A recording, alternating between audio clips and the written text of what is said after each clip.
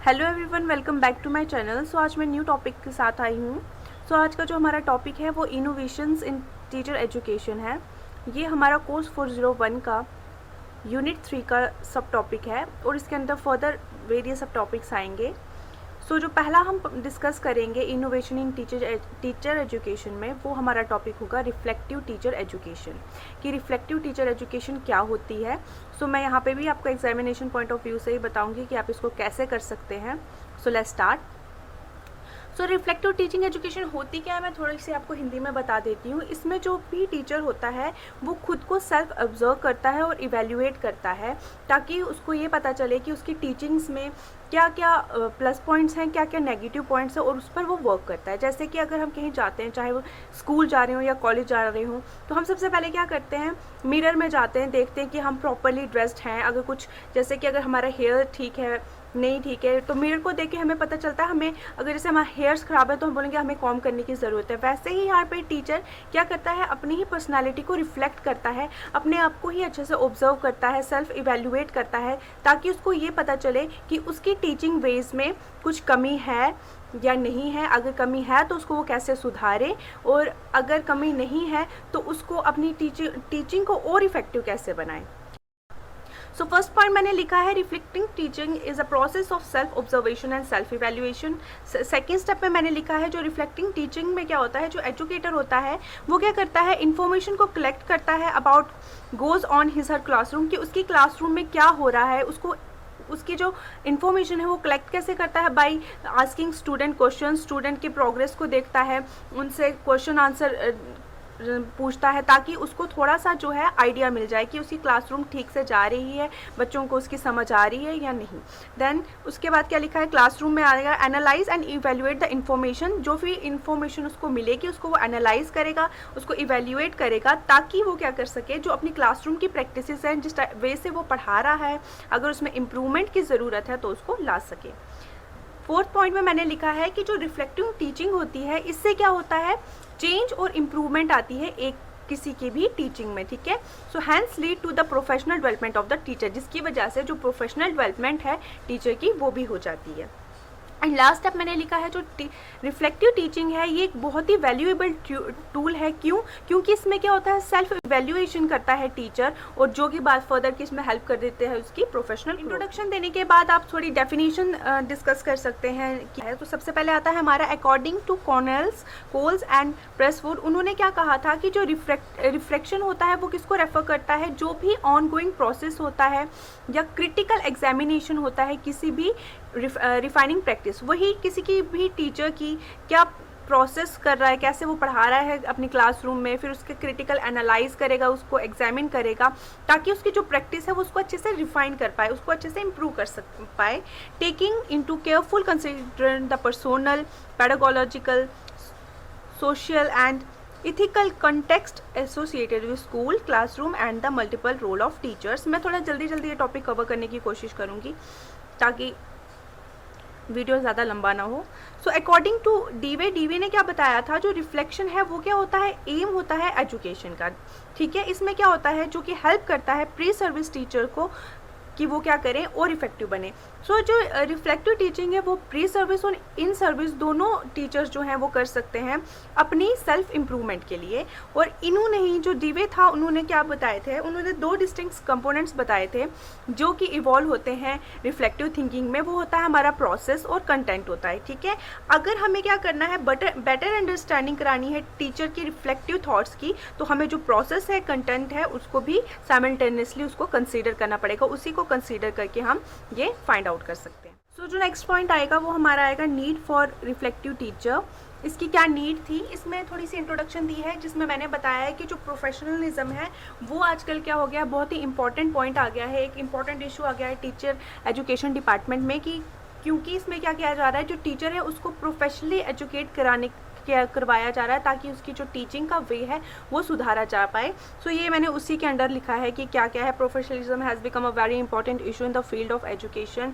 Reflection of one's work is a key component of being a professional, ये हमें बताया था स्कॉन ने, कब बताया था, 1983 में बताया था। And it is essential to teacher education. So क्या हो रहा है, इसकी वजह से जो टीचर हैं उनको खुद को भी एग्जामिन करना पड़ रहा है, अपनी बिलीव्स को एग्जामिन करना पड़ रहा है, जो एजम्पशन वो बना रहे हैं, जो भी आफ्टर द एग्जामिनेशन या जो भी ऑब्जर्वेशन ऑफ द क्लासरूम, उसको देखना पड़ रहा है। बाइसेस, जो बाइसेस हैं उनकी, वो देखना पड़ रही है regarding teacher and learning, and determine how these beliefs influence classroom teacher. तो ये सब कुछ कैसे क्लासरूम टीचिंग प्रैक्टिस को इन्फ्लुएंस कर रहा है वो भी उनको जानना पड़ रहा है।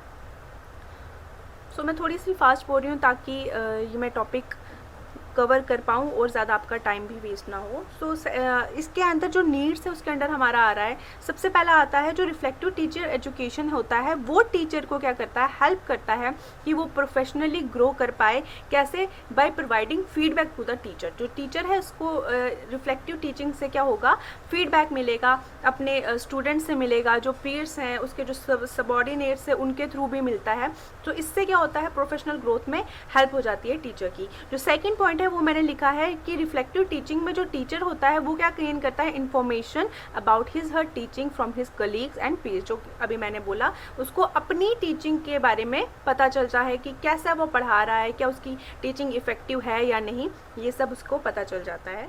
थर्ड पॉइंट मैंने लिखा है, ये हेल्प करता है टीचर को to proper plan their lesson. वो अपने लेसन को प्रॉपरली प्लान कर पाता है, और अदर जो भी टीचिंग मटेरियल उसको यूज़ करना है उसके लिए, अपनी टीचिंग के लिए, जैसे कि जो भी ऑडियो विजुअल एड्स आ रहे हैं या अदर क्लासरूम जो एड्स यूज़ कर रहे हैं उसका यूज़ करना उसको पता चल जाता है। And how should be teach, उसको कैसे पढ़ाना है, कैसे इन चीज़ों का यूज़ करना है, उसके बारे में उसको थोड़ा सा प्रॉपर अंडरस्टैंडिंग हो जाती है। अब क्या होता है इसमें, और क्या होता है, जो हमारी रिफ्लेक्टिव टीचिंग है ये क्या करता है, इसमें कॉन्स्टेंट रिवैल्यूएशन होती है टीचिंग प्रैक्टिस की। जो टीचर है वो भी अपनी जो टीचिंग प्रैक्टिस है उसको इम्प्रूव करने की कोशिश करता है, उसको रिवेल्व करने की कोशिश करता है। और क्या करता है, टीचर को अलो करता है to question assumptions about teaching and learning and prevent teaching from becoming a passive role in schooling. So यही आ रहा है कि टीचर को कैसे ये इम्प्रूव होने में हेल्प कर रहा है। तो एंड में मैंने लिखा है जो रिफ्लेक्टिव टीचिंग है वो हेल्पफुल है for the progressive and professional growth of pre service and in service teacher. So जो प्री सर्विस या इन सर्विस टीचर हैं, प्री सर्विस में वो टीचर्स आते हैं जो कि ट्रेनिंग ले रहे हैं एजुकेशन डिपार्टमेंट में अपॉइंट होने के लिए, वो सीख रहे हैं कि कैसे टीचिंग कराई जाती है, जैसे कि बीएड एमएड के स्टूडेंट्स आ जाते हैं। और इन सर्विस टीचर्स में वो आते हैं जो कि ऑलरेडी कोई प्रोफेशन में चले गए हैं, एजुकेशन प्रोफेशन में, जैसे कि टीचर्स हैं या लेक्चरार्स हैं या प्रोफेसर्स हैं, वो सारे आते हैं। तो उनकी जो प्रोफेशनल भी ग्रोथ हो रही है और उनकी प्रोग्रेसिव ग्रोथ हो रही है। मतलब एक तो वो न्यू चीज़ें सीख रहे हैं और जो कि उनके प्रोफेशन के लिए प्रोग्रेसिव होगी। सो यहाँ पर फिर मैंने एक नेक्स्ट पॉइंट लिखा है, criteria for reflective teacher education. So इसके अंदर 6 मेन पॉइंट्स आते हैं जो कि एजम्पशन होते हैं, गोल्स आते हैं, टास्क आते हैं, कंटेंट आता है, रोल आता है एंड डिस्कोर्स आता है। तो एजम्पशन में वही एजम्पशंस होती हैं जो टीचर जो ऑब्जर्व करता है क्लासरूम में, वो इसके अंडर ये पॉइंट्स आ जाते हैं। गोल्स की उसको जो भी उसने ऑब्जर्व किया, अब उसको वो फुलफिल करने के लिए, उसको ओवरकम करने के लिए, उसको इम्प्रूव करने के लिए उसने क्या क्या स्टेप्स लेने चाहिए। टास्क आएगा, कौन कौन से टास्क वो प्रोवाइड करेगा, क्या पता, जैसे कि वो ग्रुप डिस्कशन करवा सकता है, ब्रेनस्टॉर्मिंग करवा सकता है, ये सब आ जाता है। कंटेंट, अपना कंटेंट कैसा बनाता है, वो जो टॉपिक पढ़ा रहा है वो कितना इफेक्टिव है, उसके अंदर जो वो पॉइंट्स ला रहा है वो कैसा उसका होना चाहिए वो पता चलेगा, उसका रोल जो है उसके बारे में पता चलेगा। सो ये सब पॉइंट्स हैं, आप इसको एलेबोरेट करके भी लिख सकते हैं, ये मैंने जस्ट पॉइंट्स बताए हुए हैं। देन हमारा नेक्स्ट पॉइंट आता है अप्रोचेस टू रिफ्लेक्टिव प्रैक्टिसेस। जो रिफ्लेक्टिव प्रैक्टिसेस है उसको करने के लिए हम कौन कौन से अप्रोचेस है उसका यूज़ कर सकते हैं ताकि ये जो प्रैक्टिस है ये हम कर पाएँ। सो इसमें बताया है कि जो रिफ्लेक्टिव प्रैक्टिस होता है उसको हम इंक्वायरी ओरिएंटेड अप्रोच बोलते हैं, क्योंकि इसमें क्या होता है, जो इंडिविजुअल मीन्स जो टीचर है वो क्या करता है, जो एजुकेटर है वो अपने आप को क्या करता है, अपनी आपकी इंक्वायरी करता है अपने प्रोफेशनल ग्रोथ के लिए, अपनी स्किल्स को इम्प्रूव करने के लिए। तो वही लिखा है मैंने, inquiry oriented approach to teacher education relies greatly on identifying the quality of inquiry that is being sought and the desirability of the end intended। उसके बाद मैंने कुछ अप्रोचेस हैं जो यूज़ की गई हैं रिफ्लेक्टिव प्रैक्टिस में। तो सबसे पहले आता है स्टूडेंट्स का फीडबैक। सबसे इंपॉर्टेंट होता है कि इसमें क्या होता है, जो स्टूडेंट्स होता है उसका फीडबैक लिया जाता है बाय द एजुकेटर। जो एजुकेटर होता है वो अपने स्टूडेंट्स से फीडबैक्स लेता है। कैसे फीडबैक लेते हैं, वो क्या करते हैं, फीडबैक फॉर्म प्रोवाइड करते हैं अपने जो क्लासरूम है फीडबैक फॉर्म वो सेमेस्टर के एंड में भी प्रोवाइड कर सकते हैं कि पूरे सेमेस्टर में उनको अपने टीचर की जो परफॉर्मेंस है वो कैसी लगी, या फिर वो जो उनका कोई भी जैसे यूनिट एक चैप्टर कंप्लीट करा दिया, उसके चैप्टर कंप्लीट होने के नेक्स्ट डे वो फीडबैक फॉर्म्स दे सकते हैं अपने स्टूडेंट्स को, ताकि उनको पता चले कि बच्चों ने कैसे अंडरस्टैंड किया चैप्टर, उनको समझ आई या नहीं आई। सो ये सब लिखा हुआ है मैंने इसके अंदर। नेक्स्ट पॉइंट आता है माइक्रो टीचिंग टेक्निक्स। इसमें क्या होता है 5 मिनट्स का लेक्चर जो होता है, प्री लेक्चर जो होता है दिया जाता है, ताकि बच्चों को क्या हो, समझ आ सके कि जो टॉपिक है उसके अंदर क्या आएगा। सो इसमें क्या होता है, ये भी बहुत ही हेल्पफुल होता है रिफ्लेक्टिव प्रैक्टिस के लिए। एंड लास्ट में मैंने लिखा है रिकॉर्डिंग लेसन। तो इसमें क्या होता है, जो टीचर होता है जब वो पढ़ा रहा होता है, वो या तो रिकॉर्ड कर रहा है अपना लेसन, किसी अपने सबऑर्डिनेट को बोल देगा कि उसकी रिकॉर्डिंग कर ले, वीडियो रिकॉर्डिंग कर ले या ऑडियो रिकॉर्डिंग कर ले, ताकि उस रिकॉर्डिंग को वो टीचर बाद में सुन पाए कि उन्होंने कैसा पढ़ाया। क्योंकि कभी कभी टीचर को भी फ्लो में पता नहीं चलता कि वो कैसा पढ़ा रहा है। तो अगर उसके पास अपनी लेक्चर की रिकॉर्डिंग रहेगी तो उसको पता चल जाएगा कि उसने कैसा पढ़ाया है, क्या क्या इम्प्रूवमेंट लाने की ज़रूरत है अपनी टीचिंग में। सो जो हमारा नेक्स्ट पॉइंट आएगा रिकॉर्डिंग के बाद, वो आएगा एक्शन रिसर्च। तो इसमें क्या होता है, एक्शन रिसर्च भी यूज़ की जाती है। सो मैंने आपको अपनी प्रीवियस वीडियोस में एक्शन रिसर्च की डिटेल बताई हुई है। सो इसमें क्या होता है, जो एक्शन रिसर्च होती है वो टीचर यूज़ करता है इन्वेस्टिगेशन और इम्प्रूव करने के लिए जो अपना टीचिंग है उसको। और इसमें क्या होता है, तो ये आप वहाँ से भी देख सकते हैं, और अगर आप इसको और एक्सप्लेन करके लिखना चाहते हैं तो मेरे प्रीवियस वीडियो से आप देख सकते हैं, उससे आपको हेल्प मिल जाएगी।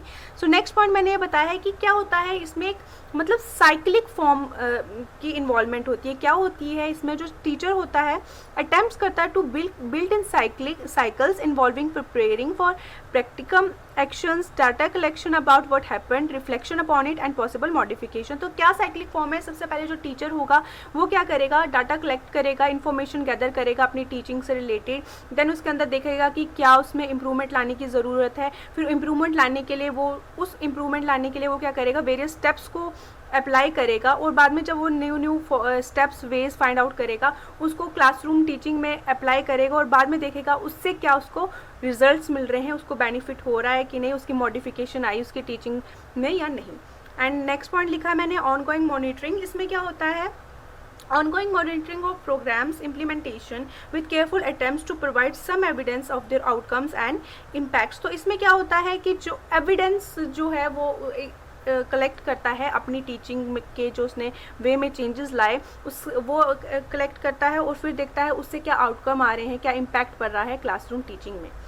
एंड लास्ट में मैंने लिखा है रिकॉग्नाइजेशन ऑफ प्रॉब्लम्स। इसमें क्या करता है, जो प्रॉब्लमेटिक नेचर होता है स्कूलिंग की, जैसे कि क्लासरूम में क्या आ रहा है, करिकुलम में क्या आ रहा है, डिसीजन मेकिंग में क्या आ रहा है, उसके वो अच्छे से प्रॉब्लम को रिकॉग्नाइज करने की कोशिश करता है।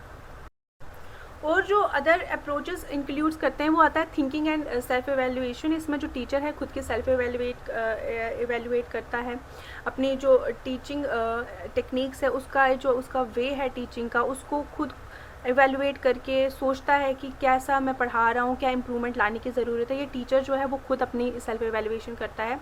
Regular dialogues with the peers, जो अपने उसके सबऑर्डिनेट्स हैं, जो स्टूडेंट्स हैं, उससे भी वो क्या करता है, मतलब कन्वर्सेशन इंटरेक्शन करने की कोशिश करता है, ताकि उसके थ्रू भी उसे पता चले कि कैसे उसकी टीचिंग जारी है क्लासरूम में। एंड लास्ट में staff teachers to clarify issues. तो जो उसके टीचर्स हैं, जो उसके सबऑर्डिनेट टीचर्स हैं, जो कोवर्कर्स हैं उसके साथ, उनके साथ भी वो अपनी इश्यूज़ को डिस्कस करता है, ताकि उनसे भी उसको थोड़ा कुछ जो है आइडिया मिले कि कैसे वो इम्प्रूवमेंट ला सकता है। और एंड में डिस्कशन है, जो डिस्कशन है वो करता है अपने स्टूडेंट्स से भी, क्लास रूम में अच्छे से डिस्कस करता है कि बच्चों को क्या प्रॉब्लम आ रही है, उनसे जानने की कोशिश करता है और उनको सॉल्व करने के लिए नई स्ट्रैटेजीज बनाता है। और एंड में मैंने लिखा है एडवांटेजेस ऑफ रिफ्लेक्टिव टीचिंग। क्या क्या एडवांटेजेस हैं रिफ्लेक्टिव टीचिंग के। सबसे पहले तो यही आता है कि ये क्या करता है, टीचर को एनेबल करता है वो एनालाइज कर पाए, डिस्कस कर पाए, इवेल्युएट कर पाए और चेंज कर सके अपनी ओन टीचिंग प्रैक्टिसेस को, और अडॉप्ट कर सके या एनालिटिक अप्रोच को जो है अप्लाई कर सके अपनी टीचिंग में। उसके बाद जो सेकंड पॉइंट आ रहा है वो आ रहा है empowers teacher to better influence future direction in education and take a more active role in decision making. तो वही टीचर को गाइड करता है और इन्फ्लुएंस करता है कि जो फ्यूचर में उसको क्या चेंजेस लानी है अपनी स्ट्रेटजीज़ में, टीचिंग स्ट्रेटजीज़ में, और कैसे उसने जो डिसीजन है उसको कैसे उसने डिसीजन मेकिंग में एक्टिवली पार्टिसिपेट करना है। Facilitates teacher development of their own theories of education practice understanding and develop a principle basis for their own classroom work. So वही आ रहा है, वही चीज़ें रिपीट हो रही हैं जो मैं पहले भी बोल रही हूँ कि अपनी ही जो उसने प्रैक्टिस है, टीचिंग प्रैक्टिस है, उसकी थ्योरीज बनानी है, उसके अकॉर्डिंगली उसने देखना है क्या क्या चेंजेस लानी है, उसको समझना है।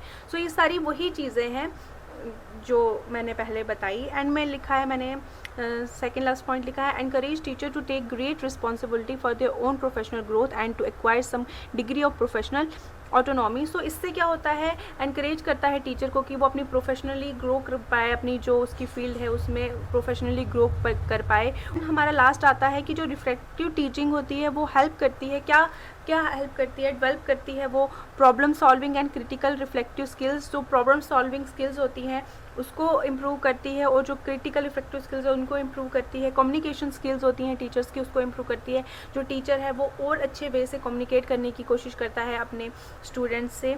Ability to work in teams, और जो टीचर है वो खुद भी टीम में वर्क करता है। कैसे, क्योंकि उसमें अगर कोई खामी है तो वो बाकी जो अपने सबॉर्डिनेट्स हैं उनसे डिस्कशन करेगा, तो उनसे भी वो राय लेगा कि क्या उसको इम्प्रूव करना चाहिए। तो एज अ टीम वर्क भी उसमें इन्वॉल्व हो जाता है। और एंड में लिखा है नेटवर्किंग स्किल्स, तो उसकी जो नेटवर्किंग स्किल्स हैं कि वो बाकियों के साथ भी अच्छे से जो है वो रिलेशनशिप बना पाता है। सो ये सब आप इसमें लिख सकते हैं। आई नो आज मैंने थोड़ा फास्ट बोल दिया है, क्योंकि मैंने इसलिए फास्ट बोला है क्योंकि मैं चाहती थी जो वीडियो ज़्यादा लॉन्ग ना हो और सारे पॉइंट्स कवर हो जाएं। तो आई होप आपको ये वीडियो यूज़फुल लगी हो। अगर लगी हो तो प्लीज़ इसे लाइक, शेयर एंड सब्सक्राइब कर दें मेरे चैनल को।